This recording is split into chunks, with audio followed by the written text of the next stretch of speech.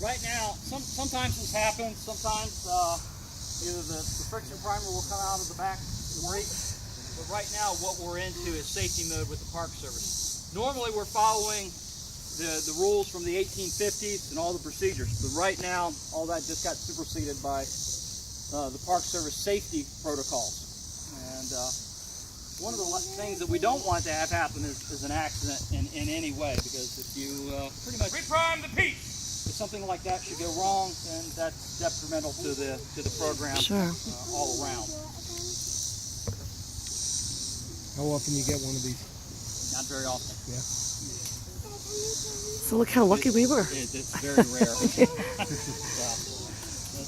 It does happen, and we train for it quite a bit. But like I said, that's when all of the 1850s stops and 2016 steps in. Hi, baby. Hi. I miss my baby every time I see another one. Ready? Fire!